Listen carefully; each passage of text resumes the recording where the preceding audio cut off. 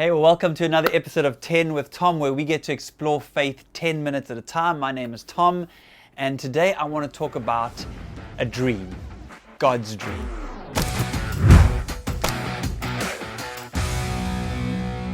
The most famous speech of the 20th century was given by a preacher by the name of Martin Luther King Jr., and it's the I have a dream speech. But I want to tell you something cool about that speech. You see, Martin Luther King Jr., he was a preacher, like I said, and he was speaking from a prepared sermon that day.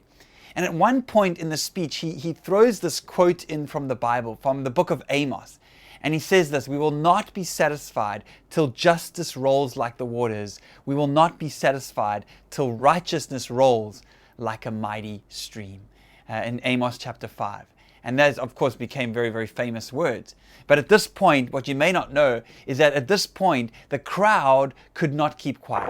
And they start to applaud and they start to yell back to Martin Luther King, tell it, amen, amen, preach it," like a church crowd. Except this was not a church crowd. But when you watch the video, Martin Luther King Jr., at this point, he can't go back to his prepared text. He tries, and then he stops. And then Mahalia Jackson pipes up from the sidelines, and she says, "Tell them about the dream, Martin. Tell them about the dream." And then he starts like a prophet. He says, "I have a dream." I don't have the voice like Martin Luther King Jr. "I have a dream." And he goes from Amos to Isaiah, and he starts to quote from Isaiah that one day all children of God will be judged no longer by the color of their skin, but by the content of their character. "I have a dream today," he says. "I have a dream that every valley will be raised up and every mountain will be brought down," quoting the prophet, "and the glory of God will be revealed and all flesh will see it together. I have a dream." Man, I mean, you may disagree with me, but from my perspective, Martin Luther King's speech that day, and not only was a history-changing speech, but I don't think it was a secular speech. I don't think any secular speech can move the human heart quite like that. And my point is this, that Martin Luther King had a dream, but I think it was originally God's dream. I think it's still God's dream. It's his dream. It was his dream for the nation of Israel in the time of Amos, and it's the dream for his people, for us, for the church today.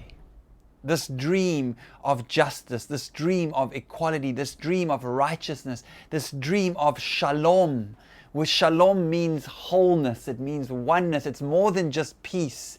It's integration, all people coming together. It's this dream of his kingdom come and his will be done on earth as it is in heaven. This is the dream of shalom. This is still God's dream.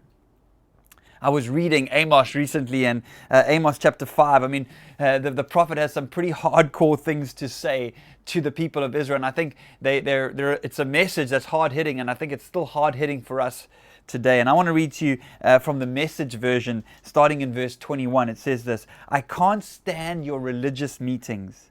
I'm fed up with your conferences and conventions. I want nothing to do with your religion projects, your pretentious slogans and goals. I'm sick of your fundraising schemes, your public relations and image making. I've had all I can take of your noisy ego music." I mean, that's pretty hard-hitting. And then he says, "When was the last time you sang to me?" Do you know what I want? I want justice, oceans of it. I want fairness, rivers of it. That's what I want. That's all I want. That's that verse. "But let justice roll on like a river and righteousness like a never-ending stream." I mean, there's nothing wrong, of course, with, religious meetings, nothing wrong with worship, nothing wrong with fundraising. All of that stuff is fine. But when we make those things the main thing, and we put those things above God, above the things on God's heart, and the things on God's heart is justice. The things on God's heart is righteousness. When we make those things ultimate things, then we actually make those things idols. And God calls us back to himself. When was the last time you simply sang to me? I don't know what your dream for your life is. I hope you have some kind of a dream, and sometimes it's easy to let those dreams die. And my encouragement is to keep pursuing the dream that you feel God has placed in my heart. But I want you to know that above your dreams, God has a dream. He has a dream for your life. He has a dream for our nation. He has a dream for His church.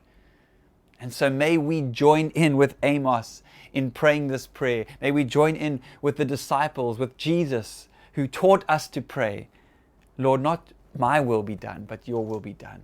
Your kingdom come on earth as it is in heaven. Thanks for joining us for another 10 with Tom, and we'll see you next time.